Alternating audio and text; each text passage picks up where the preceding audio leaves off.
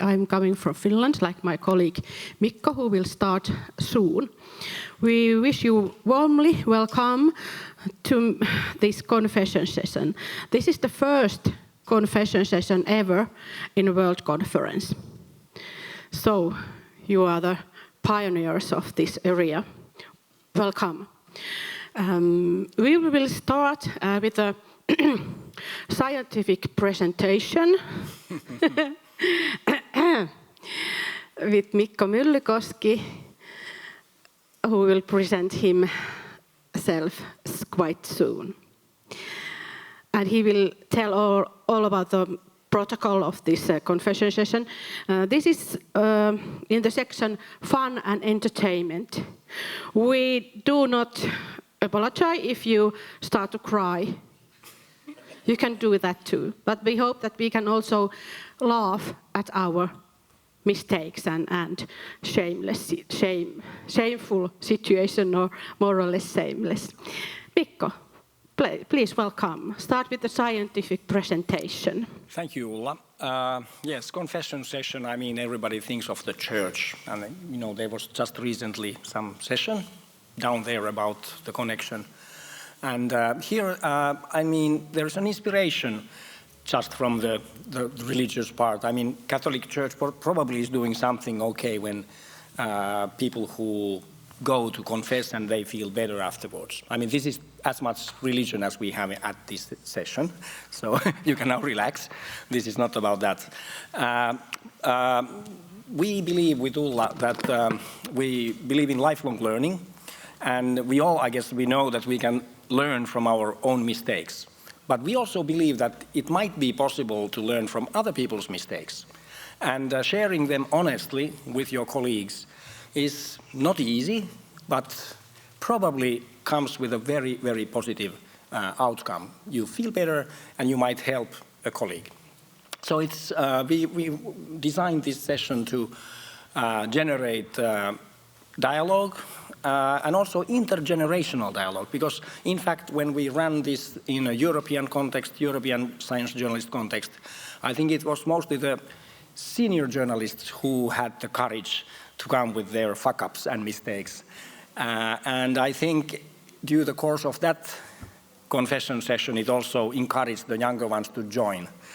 Of course, they have still so many more mistakes to do in their lives and careers. So maybe if you are in the beginners, you don't have so many. But okay, setting a bit of the scene, maybe you have heard that there's a museum for failures that's in Helsingborg, southern Sweden. And I've heard that they even have a satellite museum now in Los Angeles.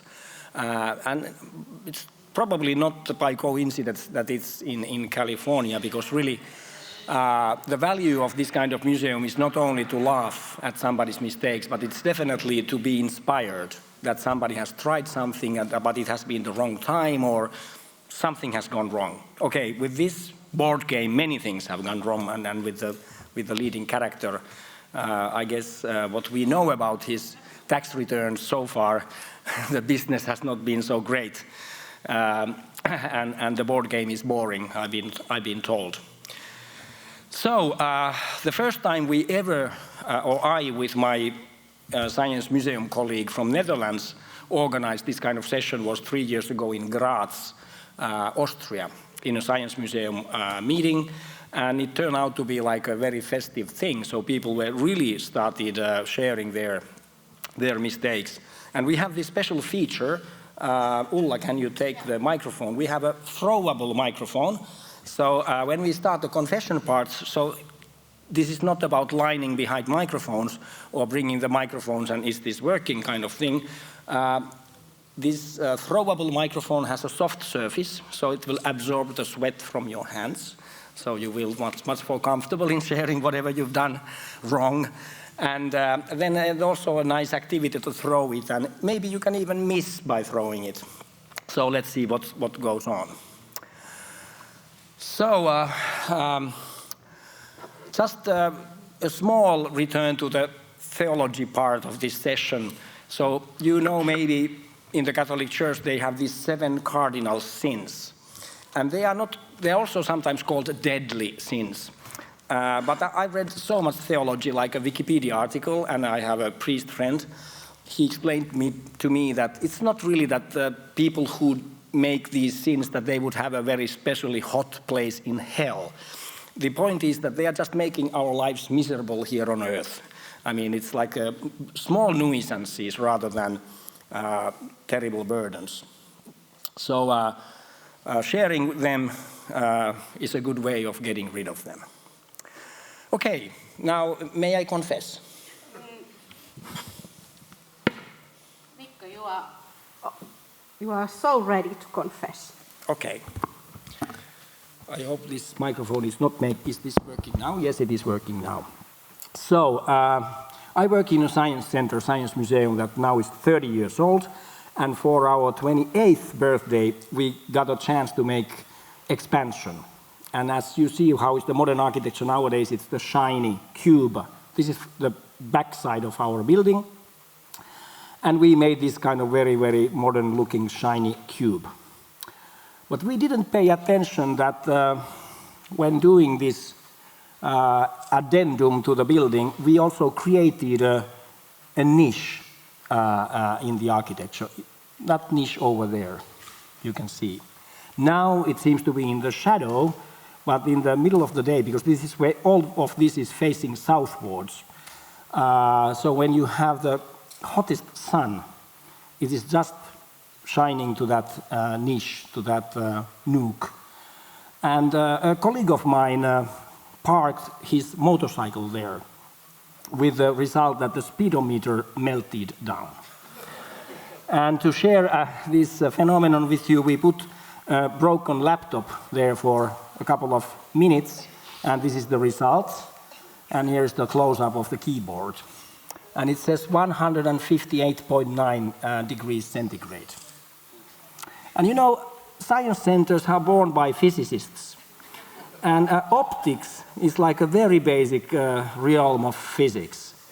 And how come we, who run a science center for 30 years almost, can't think that, of course, we create such concentration of sunbeams and rays? And we even call our science museum Heureka. And you know, it was Archimedes who shouted Heureka from the bath when he discovered how he could measure the amount of gold in the crown of the king. And the same Archimedes is said to have protected Syracuse in the old times by concentrating sunbeams to make a boat of the enemy burn. So we, sons of Archimedes, really fucked it up. Of course, architects were there to help us, but in a way, all these drawings were circulated and everybody had their say, what we need, and all that. So, there we were. But we are not alone. We could read from newspapers that in London, there's a tall skyscraper that has a curved facade with equally shining materials, and there was a Jaguar unluckily parked in front of it, and it was melting down. So now please remember, don't repeat our mistake. Don't repeat the mistake of the Jaguar in London. Consider your glass shining buildings. And now I would like to ask you, I have here the list of the 7 cardinal sins. So superbia, pride, hubris, perverted love of self, discrimination, prejudice. Then we have avaritia, which would be greed, rapacious pursuit of possessions, destroying of our environment. Luxuria, lust, exploitation, abuse of other humans and animals. Invidia, envy, theft, insatiable desire, grief at another's prosperity. Then we have gula, gluttony, overconsumption, selfishness, and ira, wrath, anger, rage, hate, revenge, misanthropy. And last but not least, acedia, sloth, boredom, apathy, nihilism, mental laziness, whatever. So which was my sin? Or which were my sins? Maybe I committed several at the same time. Help me. What do you judge me for? Or shall I plead myself? I think I should. If you don't have ideas, do you have ideas? Acedia? Exactly. I was thinking of pleading guilty for acedia, mental laziness, sloth. I was not attentive enough. I was not like thinking. And you know, when I once discussed with a colleague and I said that I'm going to share this sin here with you, so he said to me, well, in fact, this is maybe even a double sin, because if being an exhibits guy like I am, we didn't even take advantage of this phenomenon, so we don't use this for our public, so we don't make demonstrations for our public there. This would have maybe compensated a bit. So maybe it's a double mental laziness in my case. And who knows, maybe a bit of luxuria, the superbia, the pride and hubris. Do you really have to make those kind of shiny expansions to your museums? Is that like the way our audiences would like to see an institution that should be welcoming and friendly? I don't know. So I think I leave you now with this. And Ulla, am I? Do I have to be the next one? Would you like to, maybe our audience would like to continue from this, or are you ready? You are? There's somebody ready. Yeah. Okay. And now comes the fun part, which is throwing of the microphone. Oh. Before that, you will, those who have that kind of courage, like Mikko and now you may have some Finnish candies. These are white candies. Well, there is something inside, some darker inside, but we can talk about white lies with this Marianne. And then we have a very, very bitter Finnish salmiakki. Who knows salmiakki? So he can take this. These are very, very licorice and very black. So, but please continue. Well, my name's Palab Ghosh. I'm science correspondent for BBC News. And I suppose my sin falls into the category of greed. I was a young reporter working for a regional television station in the east of England, trying to dig up a story. Then my phone rang, and it was a press officer of a local university who asked me if I wanted to interview Neil Armstrong. And I thought, I couldn't believe my ears, and I thought, let me just check my diary to see if I'm free. But anyway, it was true. Neil Armstrong was coming to Cranfield University to get an honorary degree, and I was going, and the press officer said, how much time do you want? I thought, good heavens. I said, I'll have 2 hours. And so he said, okay, we'll fix that up with his people. And I couldn't, and as many of you know, Neil Armstrong gives very few interviews. So it was just like waiting for Christmas. You know, 2 weeks was too long to wait for this moment. I read and I researched and I did this sort of series of questions. And I was quite unprofessional on the day because I was so excited that the interview was scheduled for 2 o'clock in the afternoon. But I was so excited that I turned up with the cameraman, not telling him what the time was, at 11 o'clock. I don't know why. And he said, well, what's going on? Where is Neil Armstrong? And then we spotted him having his picture taken. And rather than waiting until 2 o'clock, I just sort of rushed up to him and doorstepped him. I just sort of started interviewing him there and then. And as I approached him, I forgot all the questions that I'd prepared for. And I said, Mr. Armstrong, what's it like being at Cranfield University? And he answered that, and then I was just so amazed that he was speaking to me that I didn't know what to say next. And I said, so you like it here? And here I was, talking to the first man that set foot on the moon, and all I was asking him was his impressions of Cranfield University. Thankfully, I did ask a few sensible questions afterwards, but I just think that shows you what happens if you let greed get the better of you. So who's next? Who's Thank you. next? Thank you. Maybe Balab is the dark side of the moon, so you will have these licorice. I saw my former colleague Lawrence McGinty here. I'm sure he's done some naughty things.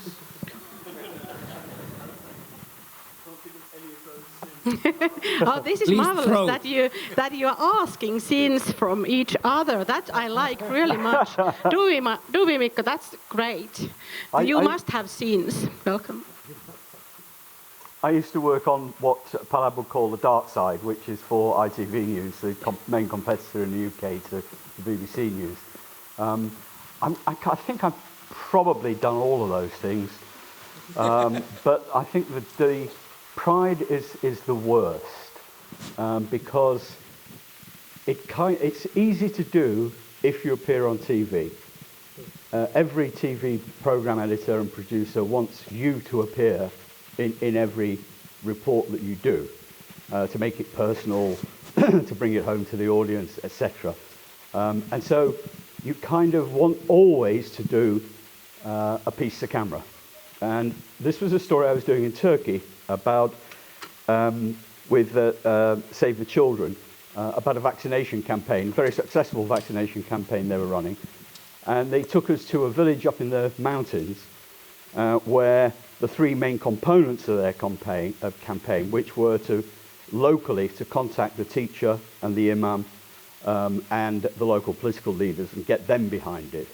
The night before, there was quite a party of us, about a dozen of us, and ITV News was buying them dinner, and I ordered dinner and drinks, and when it came to what I wanted to drink, I said, well, I'll have a local drink, whatever local people drink. And this guy bought me some raki, which I thought tasted rather like ouzo. I didn't realise was like ouzo, but it was twice the strength. And I had about 3 of these things and was very, very drunk. And the next morning we had to leave on the back of a flat back truck, an open truck, at 6 a.m. And I couldn't get out of bed. My cameraman and sound recordist had to come and break the door down and physically pull me out of bed and stick me on the back of this truck. And when I got to the village, I was barely awake. And when I arrived, they said, "You've got to do a piece of camera, Lawrence." I said, "Oh God, no, please." My eyes were down here, and it was dreadful. And we did it.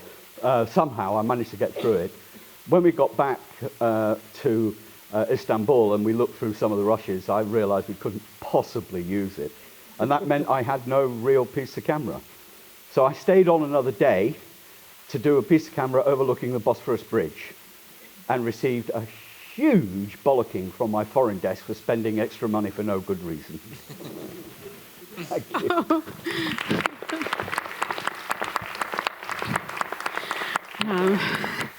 Thank you. You may throw the box again. This is the first Gula cardinal sins that we have had, aren't we, Mikko? Yes, I This is, what do you think? Is this Gula, or what do you call it? Overconsumption. Overconsumption of raki. So, who would like to carry on? Is there anybody, or shall we ask? Okay, wonderful. Here we have. So, please turn to the. Yeah, please raise your hand. Yeah. So It has to be thrown. Really? Yes, Yeah. yes. Here it comes. I will help you.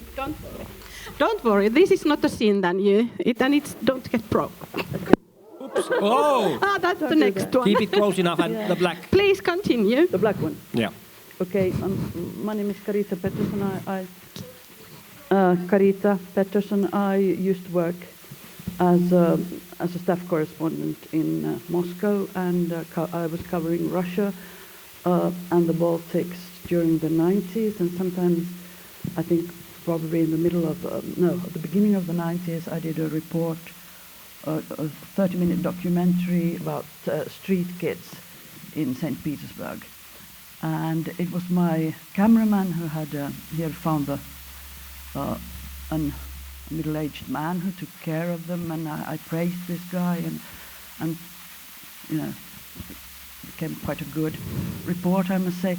But then a few months later, when I returned, he had found out that this person was actually a convicted paedophile. And I had raised money from a fund, even, to give him. I remember it was like 5,000 Finnish marks, and that was huge money in those days in Russia. And we handed it over to him, and he disappeared, just like that. So I'm afraid that was true. So that's mental laziness, and what else? Yeah, you didn't know, but you would love to have known better, and making check up. Exactly, and yes. I didn't check my sources, and. So I think, yes, it's also welcome to the family with Acadia. Thank you. Thank you.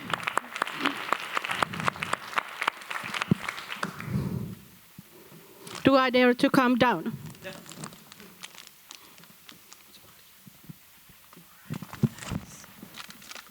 Anybody else who would like to have a sweet peppermint taste? Thank you. Chocolate?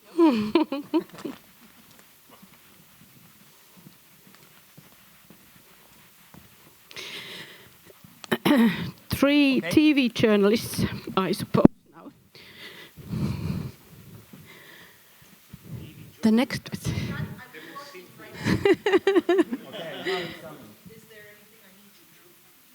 You will be talking to the black hole.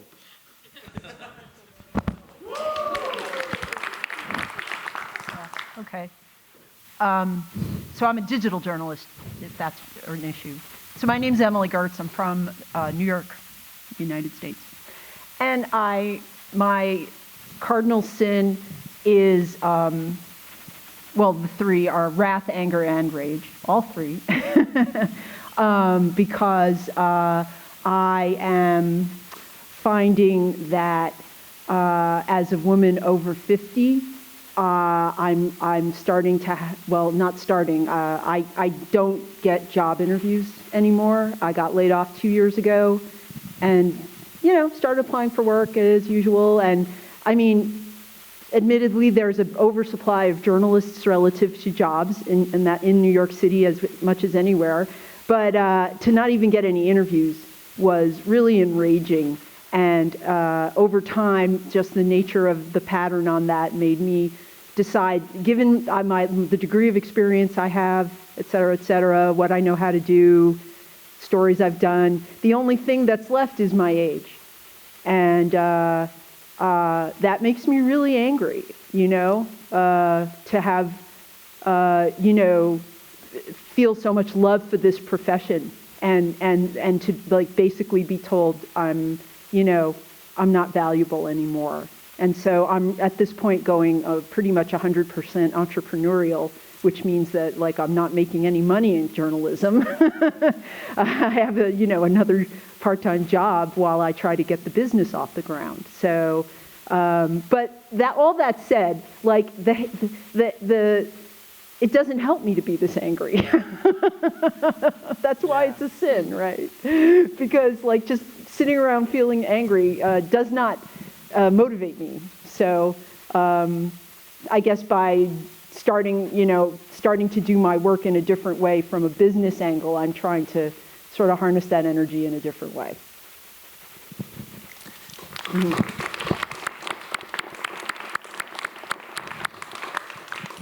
Thank you. Thank you. Iira. And please do not turn to, how do you pronounce, acedia? Yeah. Apathy or nihilism. Please don't turn that. So I'm sure that you won't, but... Oh, that's interesting. Yeah. I mean, not that's right now. Always on behind the corner, isn't it, in our age? Well, there's so much going wrong at the moment that's quite, that's enough to make me feel like I still have a lot to do in the profession. But there are definitely days where, you look at those jobs at universities or, private industry that they're going to pay you to come in and write something, and then you get to go home and pay your bills on time. It's very tempting every now and then. Okay. But thank you. I will try to avoid nihilism. Yeah. So, who would like to be next? You can have 2 candies. Wonderful. There's... Hi, my name is Gemma. Can you hear me? I'm a Dutch journalist and I'm a geologist by profession.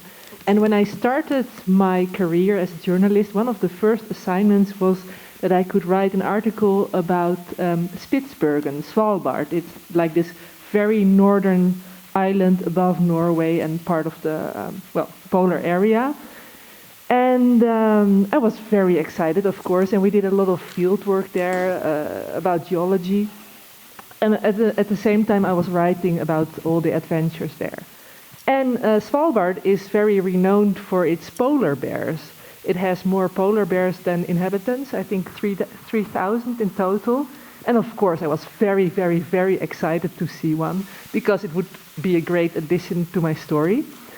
And in turns, we took this polar bear watch, and we had a rifle, and we had to stand on guard to see if there was any polar bear around when we were doing field work. And then, finally, when it was my turn, I think it was kind of a superbia feeling, kind of a pride, that really far, far away, I saw this white spot. And I had spotted the first polar bear of my group. So I was screaming, kind of, I was scared and also like very enthusiastic at the same time. Polar bear, polar bear! So everyone was stopping what they were doing. Everyone was like standing on guard and having their rifles ready in case it would come too close. And then this white dot approached us, and it turned out to be a reindeer in a white skin. I had seen a lot of reindeer during the summer, and then they are all brown, but apparently in the white winter snow they also have a white skin. So then that was it. So.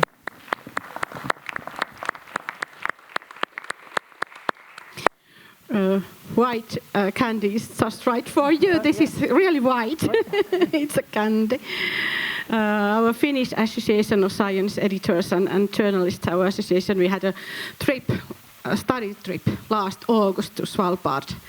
3 of us saw a real polar bear, and we others, we were so envy of them that they saw and we didn't. And our guide said that lucky you didn't see it, because only week or 2 ago there was an attack against shipman by a polar bear, and it was totally, it is murder. Do you know, can I say now, we have learned there, that's a lesson also for you, so you can, if the bear is black, go back. If the bear is brown, go down. If the bear is white, good night. So you can try your hands there and roll. Who is going to be the next one? Okay, here. Please. Yes. Wonderful. Hey, good catch. You. I'm also a Dutch journalist, and it's really something I'm really ashamed of. 25 years ago, I had a little rubric, a column in a magazine about chemicals, and I was writing about dangerous chemicals, you know, and I was sort of going into overdrive about all kinds of chemicals, and instead of hazards, I was reminded of the polar bear. Instead of the risks, I talked only about the hazards of chemicals, so forgetting, you know, the story. You know the story. A tiger is very dangerous, but you go to the zoo with your children or your grandchildren to watch the tiger. It's all a matter of exposure, and I never mentioned that in this. And I'm still, I would want to go back and redo it, but I can't.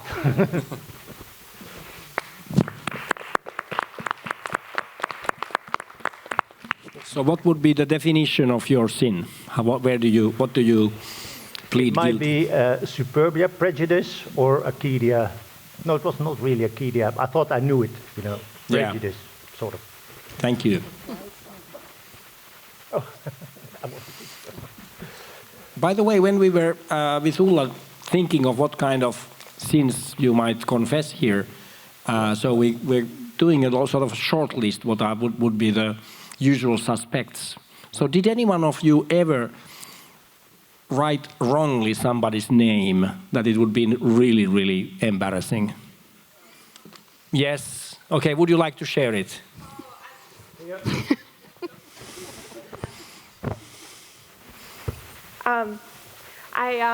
I have a part-time job on a website, and as well as doing articles, which is more my expertise, they also tasked me with tweeting and doing a lot of social media coverage.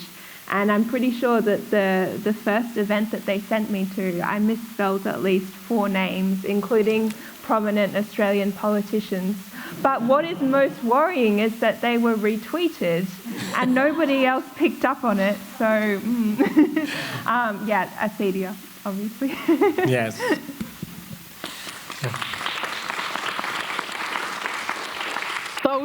Those things are so bittering when you find out we all do that. We can ask at who hasn't done it, so you can have this salmiakki. What about translations? Have you ever translated something in your story and totally got it wrong? Anybody? Well, while you are thinking of it, I can. It's not mine, but it became a bit famous in Finland. The case where probably a younger journalist, not so used. They are always young. Yeah. Anyway, was mentioning, referring to a historical event, saying something like this happened in the fight of Nazis, but using the Nazis like it would be a geographical location. So that became as a joke so big that it was out of proportion to the mistake that this person had done. I mean, it's like even that could happen to many of us at a certain stage of mind or middle of the night, maybe. Do you think, Mikko, it's also a cardinal sin if we all laugh to these people, to these colleagues who made these mistakes, because we all made mistakes, so sometimes we are laughing at them? Yes, I think we have it there. Let's think. If you are really... It's in a way luxuria. Isn't that sort of exploitation, abuse of your fellow humans? Or would it be the mirror image of grief at another's prosperity? It would be like joy at somebody's misfortune. I mean, both are pretty.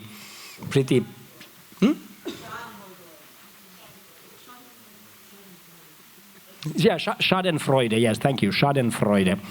That's a German term. We, by the way, in Finnish language, we also have it, so you are not the only vahingon ilo in Finnish, because sometimes we hear that German would be the only language having that kind of word, but we plead guilty as well. Well, here's some confessions. Vahingon ilo. So, sorry for a double confession, but since you asked about translation, this was a near miss rather than a mistake. I was doing a report on Microsoft in Seattle. The research they were doing, obviously it was a bit of a dry subject for radio, so I got some local colour. I went to the market and there's a fishmongers there with some Spanish fishmongers who had this ritual of whenever anyone ordered some fish, they'd do this chant and they'd throw the fish towards each other and they'd chop it into pieces, and I thought this was great fun. Lots of lovely noise. I put it into my radio report and it was going to be broadcast, and luckily I thought I'd better, the chants were in Spanish, I'd better play it to someone who understood Spanish, and I played it to them and they said, you can't broadcast this.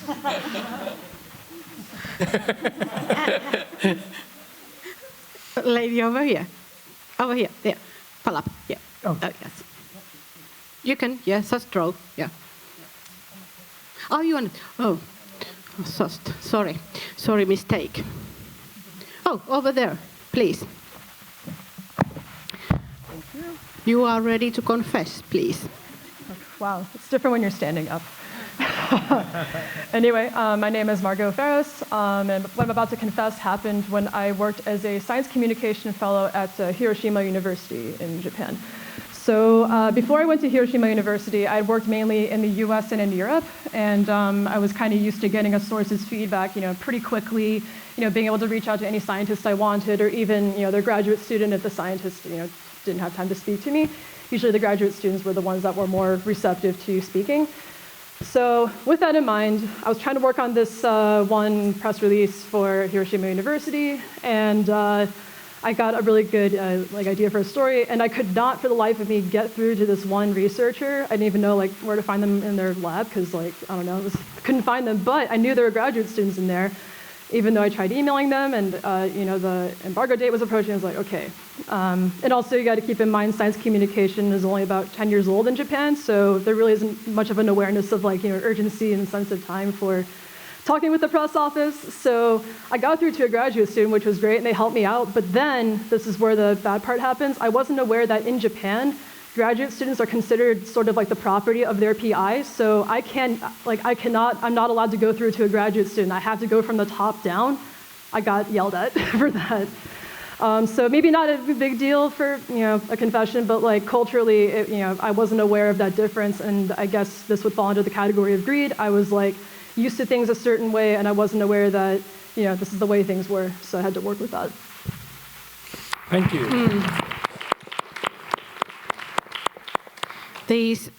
Thank you. These cultural misunderstandings, they are very, very typical we as a journalists. So when we came from our culture where everyone is equal, and then we go to the other one. So we will make mistakes. Thank you for sharing it. But how do you? Yeah, I think your superiors thought that was luxuria, that you were exploiting the students. But in a way, they have the culture of exploiting them themselves. So maybe at the end of the day, it was the Arcadia that you were not aware. You were not.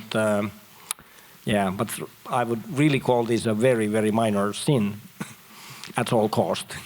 Yeah, like I said, minor, but it was just interesting, the cultural difference, I think. Yes. So, yeah. Oh, you will keep it. You let's just have a candy, please. Oh, then you can throw to the next one.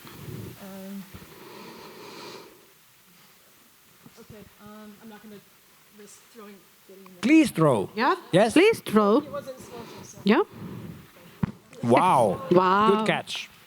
I don't really have a story, but it's more a mistake that I still make sometimes when I'm doing a live interview in video. Often, because I don't want to look stupid, I don't ask when I don't understand a certain term. And I hate it when I don't ask it, but it happens all the time. So.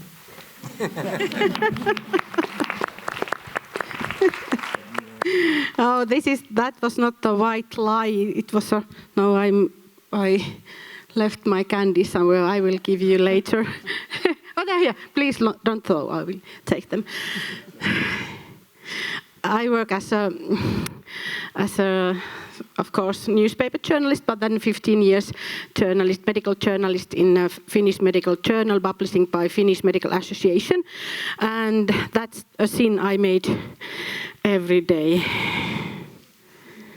Because I have a social sciences background and I'm not a medical doctor, so or any medical background at all. Only have been hospitalized for a while. But yes, this is so typical. And then we go back to the office and then we read. We hope that we have written the terms right. When we can make mistakes when we have written the terms wrong. But written, you can at least look back and and Wikipedia it or whatever. But if in a live, if I don't understand it, often people watching don't understand it. So it's stupid not to ask, and it doesn't look stupid, in the end. But yeah. And also the scientist or the expert who we are interviewing, he or she doesn't know or notice that he has or she has spoken too difficult way. That's journalism and meeting people and interviewing is also educating scientists and experts to behave with media. Yes. Next one. Yeah, close to you, please. You are ready to confess. I'm a science writer and been working on a story. I had very little time and I had to write it on a bank holiday, and it was pretty straightforward. It was just a question about Lyme disease, how you treat it, and I called a doctor at one of the hospitals in Switzerland, and he made some quite provocative statements about people who want a different type of treatment. And I thought, oh, this is great, he's so provocative, and I just wrote it up, and I also teasered it in a very kind of provocative way. But already when I was kind of researching it, and after I spoken to him, I realized that this is not the whole story, and that I probably should research more, and I should speak to more people and tell both sides.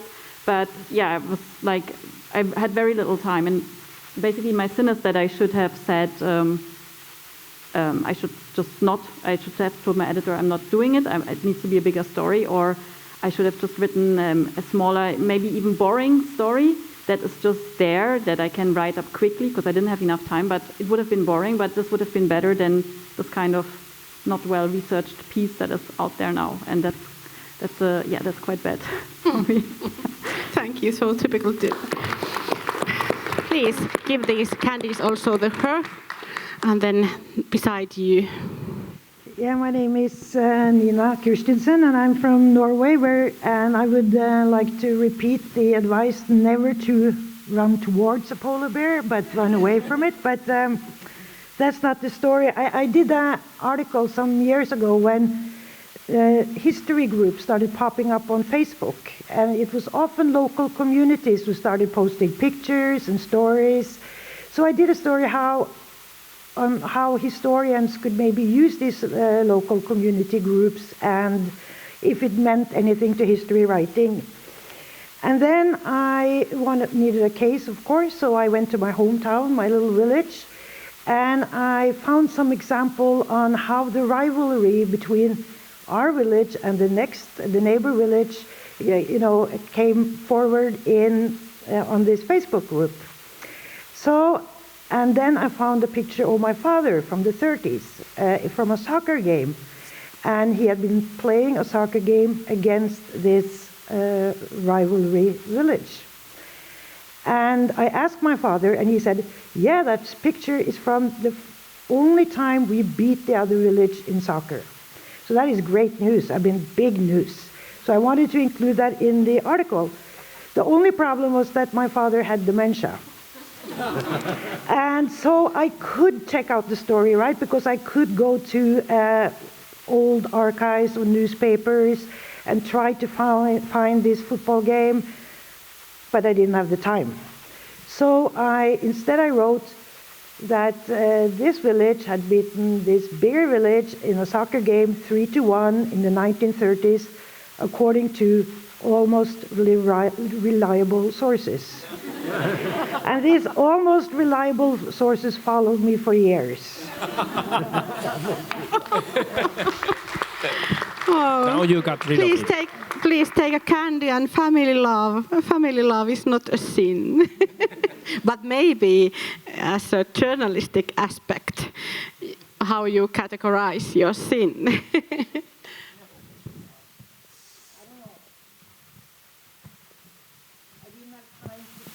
Yeah, maybe pride and hubris, I think, suburbia. Sometimes you are so anxious to have this kind of new thing in your story, and then sometimes we said that it's too good story to check out. Next one, please. This has been also in this part of the hall. Are you sinless? Who are sitting over there on the other side of. While we are passing it, I could still confess one sin more. Mm-hmm. I'm rich with sins.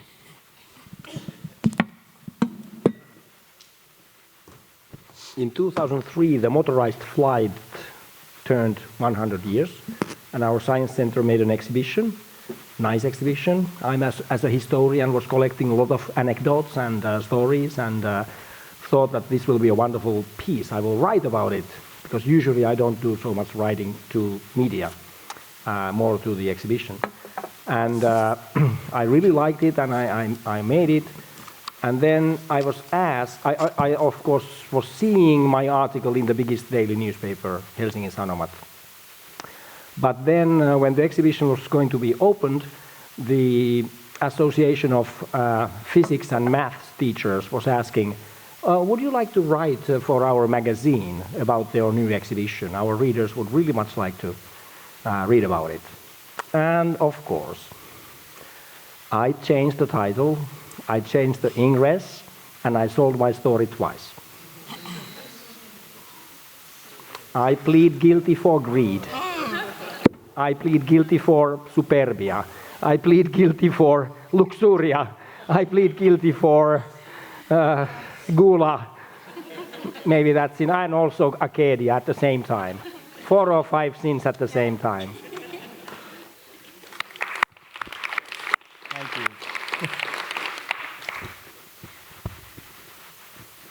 Maybe it's my time to confess. Like you know, we don't spare these things that we have heard from each other to nobody. We keep them here.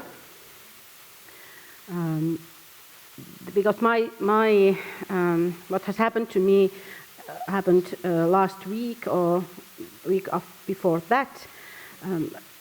As you may know, I work as after journalistic career, I work in as a Secretary General of Finnish Association of Science Editors and Journalists. So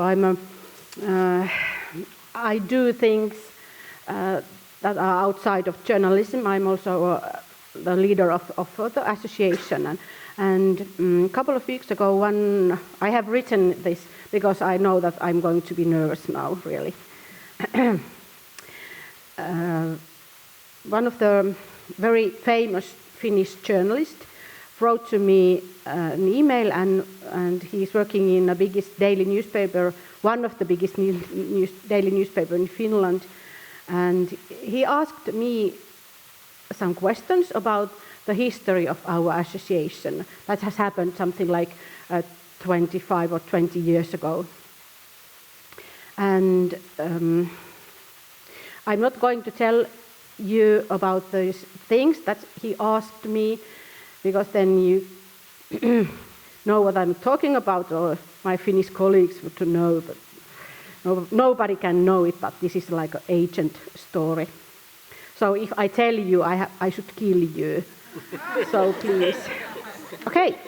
Well, I was a little confused about these questions, and I asked him, why you ask these things from the history of our association? Yeah, then he said, oh, this is such a, I'm so only interesting about these things. He was not a member of our association. He's a member of other Finnish journalist association.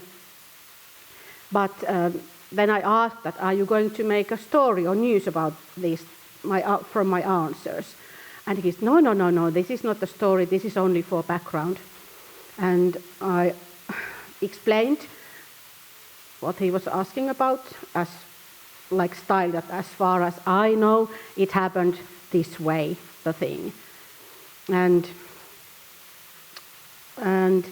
he sent me 2 emails afterwards and asked more details about that history thing. And of course, I don't know if you say in English, but I was on my toes, because I didn't actually know why he was asking these things. They were totally transparent history happenings and facts that I told him. But then I got an email from a lady who is our member. And that lady is also a member of that association, that other association where that male journalist belongs. And the lady, friend of mine, also told me that they are now covering, they are covering nasty things about the history that has happened in history of different Finnish journalist associations in the past. It's also a question of money and who will get the support from government and so on. But that lady sent me emails and sent me the conversation from a secret Facebook group. And that I find out that the male journalist from the big newspaper, very famous and awarded journalist, he cited me some irrational or how can we say, some sentences I have written to him. And that lady was like a double agent, you know. She was continuing the conversation on the secret Facebook group like nothing, like a real double agent. And at the same time, this was really a leak.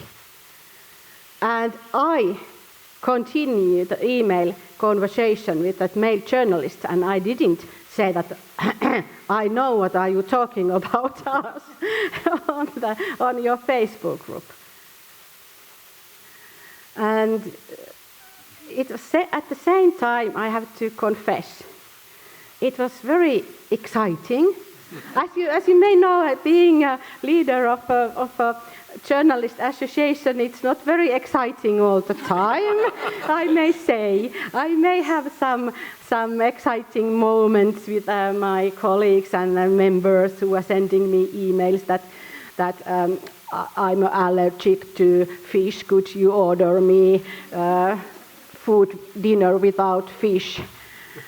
And something like that. Of course, we have been in Svalbard and scare about polar bears, but they are only once or twice a year. So these weeks, when I was handling with the double agent and awarded journalist, it was also fun. And I think it's if I was explaining to the journalist that these things that has happened, they are totally transparent. I was not. Thank you for your attention. So what would be your scene? Would that be luxuria? Was that exploitation maybe? And revenge. Do we have revenge? If we have it. Yes, Ira, revenge. Yes, definitely. And also selfishness, because I was a little bit selfish that I had these kind of connections to our members. Okay, so you're also doing triple sins.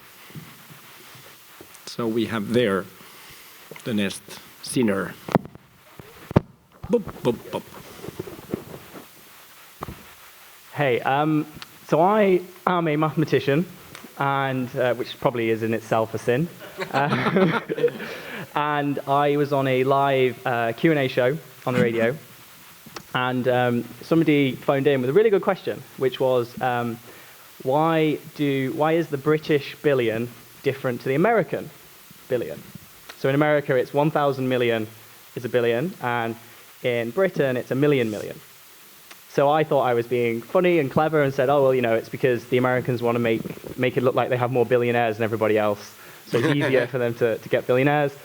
And I was like, you know, and we do it properly in Britain, because if you think about it, we do 10 tens gives you 100, and then you create a new thing. Then 100 hundreds gives you 1,000.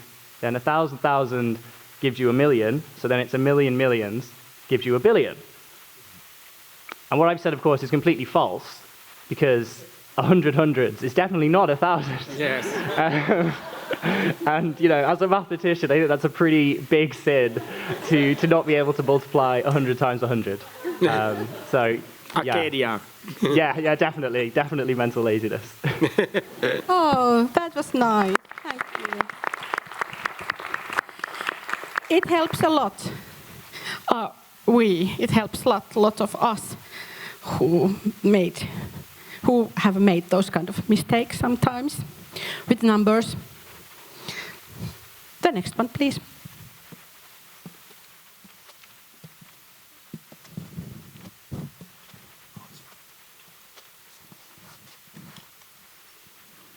Yeah. Okay. Here, please. I will go away. Sorry, if I can have a second bite of the cherry, I have a story about numbers. You are ready to confess. I was doing a live broadcast from the Antarctic Peninsula, which was technically very, very difficult and therefore very expensive and very dramatic. The backdrop was dramatic. I was in a boat with the boss of the British Antarctic Survey. And during the live segment, I asked him a question, he gave me an answer, and basically what he was saying is that global warming is not yet, at least, causing melting of the main West Antarctic ice shelf, as opposed to the situation in the Arctic, where Arctic sea ice is melting all the time. I said, thank you very much, and before I threw back to the studio, I said, but of course, if the West Antarctic ice shelf ever did melt, sea levels would rise by 300 meters. Quite a lot. It should have been, of course, 300 millimeters.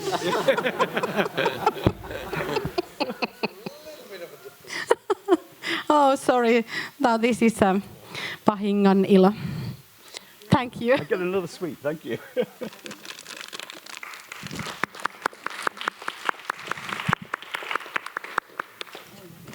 Anybody over here who would like to join the confessors? Here is a lady who would like to confess, please. Wonderful. Tiny one. I work for the Swiss radio, and I was doing a 10-minute interview with an expert on snake, and his name was Al Boca, and for 10 minutes I called him Al Cobra.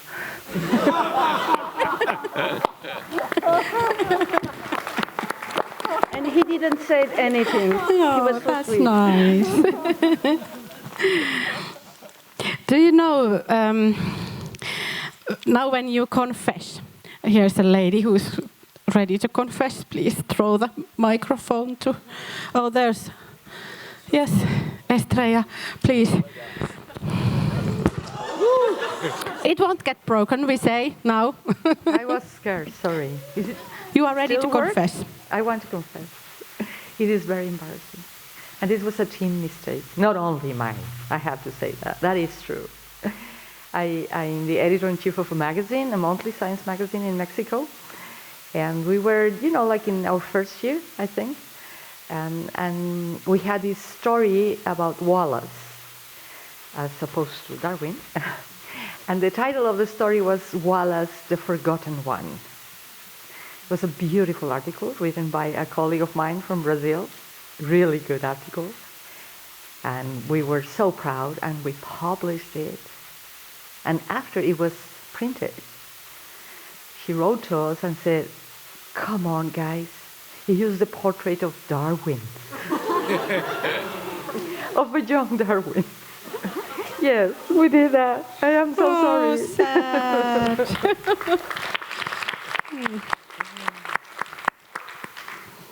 What kind of cardinal sin was that?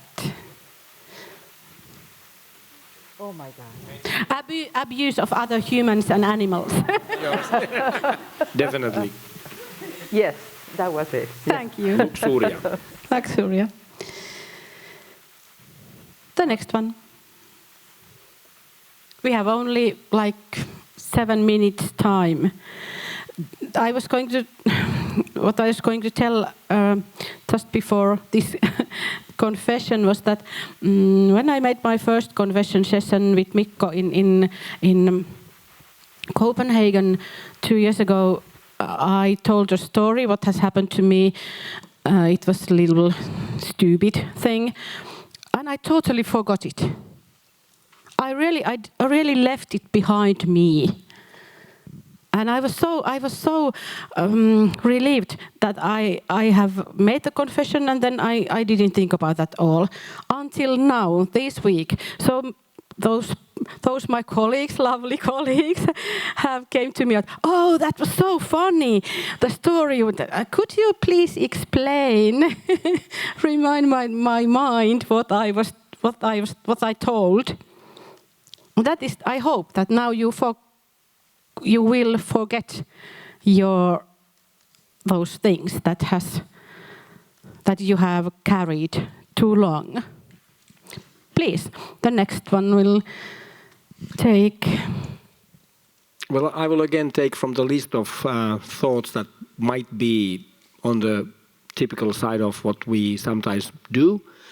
Did you ever stretch the content of your story in a headline that was promising maybe a bit more that was in your story? No, nobody. But somebody else did it for your story, maybe.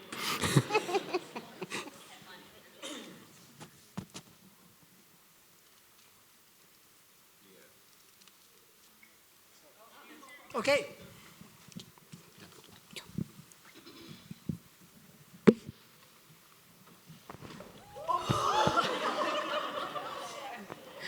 Mikko, luckily you haven't a career in basketball.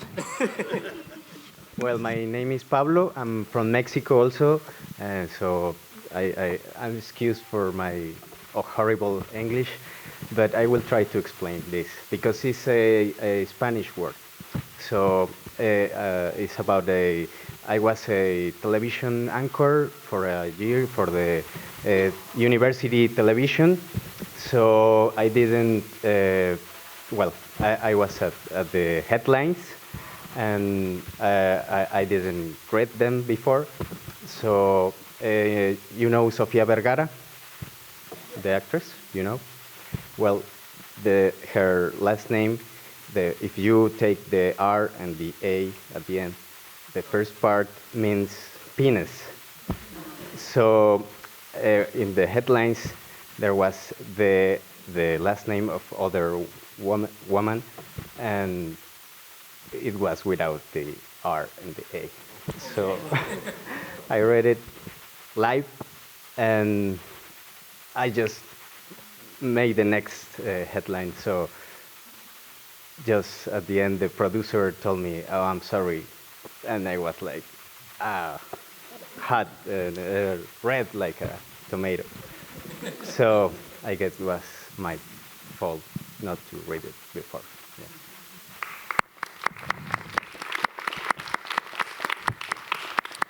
I will bring you Peter Salmiakki quite soon.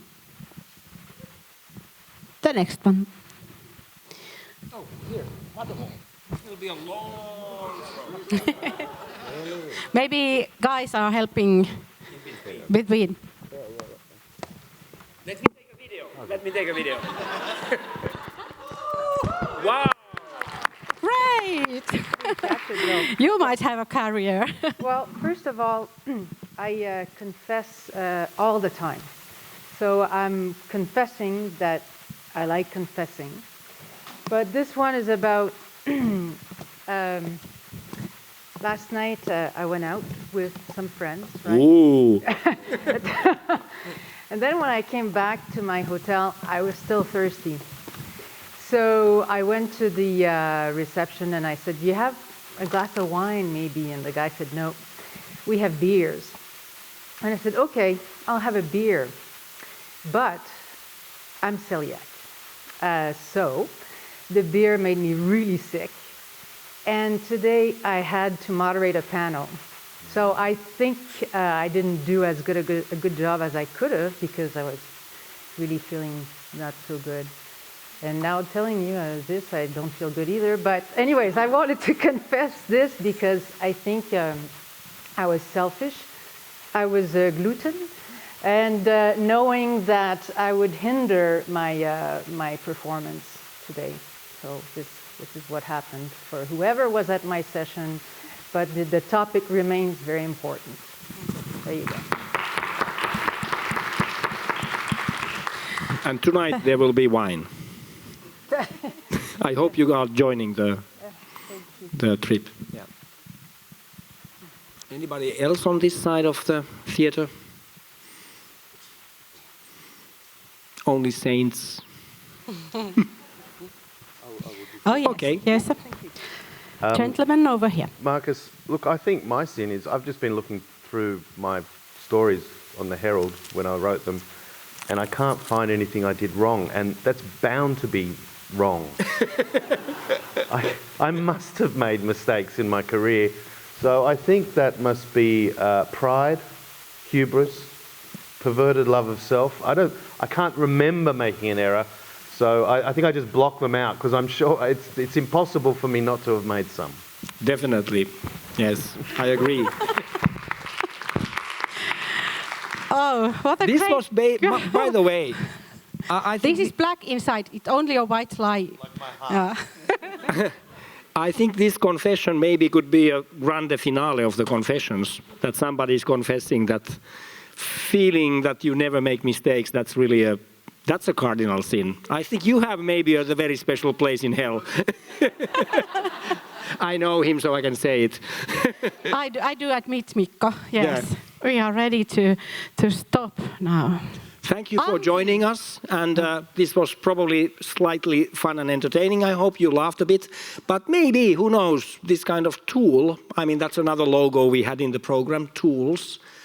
Who knows, you might try it back home or in another very distant place where nobody knows you. I will forgive you. Yes, we will forgive you. So, thank you everybody, and enjoy the rest of the conference. We are both going to the vineyard trip, so yes. Let's confess and let's sin more.